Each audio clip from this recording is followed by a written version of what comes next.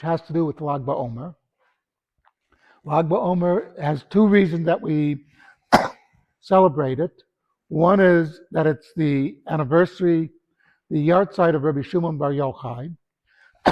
Excuse me. And the other reason is that, Rabbi Akiva's students, according to Gemara, were dying, and they stopped dying on Lag BaOmer. And the reason the Gemara gives for their dying is that they were not giving honor one to the other. They were not giving kvod one to the other, which is sort of strange. You mean we're in mourning because these students of Rabbi Akiva were doing the wrong thing. Until you realize something that tie two things together, Rabbi Shimon Bar Yochai and Rabbi Akiva's students. Rabbi Shimon Bar Yochai was known for his uncompromising attitude towards the Romans.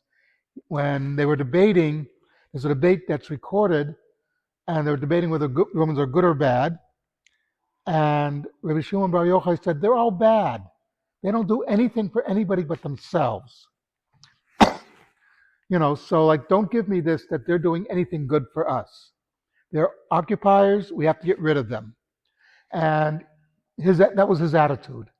The Romans were bad. And by the way, if you look at historically, especially pre-Christian Rome, it was a really nasty society. I mean, it's unbelievable. And then you tie that Rabbi Akiva. Rabbi Akiva, what do we know him for, among other things? He supported the Bar-Kochba revolt, sent his students to fight for Bar-Kochba. Now, remember, in Jewish thought, we don't ascribe the reason that we lost a war because the enemy was stronger. We lost the war, the Beit HaMikdash, or the temple, was destroyed by the Romans because they were, if you look at it logically, they were far more powerful than we were. They were the strongest army in the world at the time. And we were fighting against them. It was, chances are we couldn't win.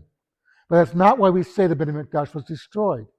We say because of our averot, our sins, that we were not, and it was not only our sins, it was the sins of man against man to man. We were doing bad things to each other. So the same thing, this is the hint in Lag BaOmer. Rabbi Akiva's students were dying.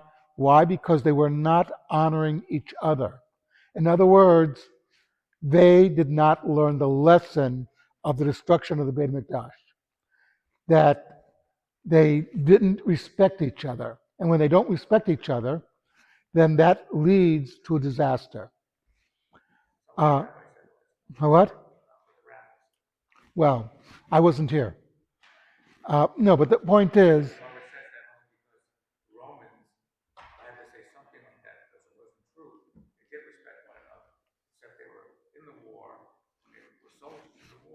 okay. They didn't. Well, that's the point. They did not behave properly, because if God wanted us to win, we would have won in our wars, and the wars against Rome. God can do it, but if we don't keep up our end of the bargain, this is the important point. If we don't keep up our end of the bargain, then God will say, "Okay, you're messing up. You're going to suffer," which is reminded the second paragraph of the Shema. Of this fact. You don't keep up your end of the bargain. And notice, in each one of these, it's not that we didn't bring the right korbanot, the right sacrifices. It's not that we didn't daven correctly. It's how we treated each other that gets God really angry and that we suffer for. Something to think about.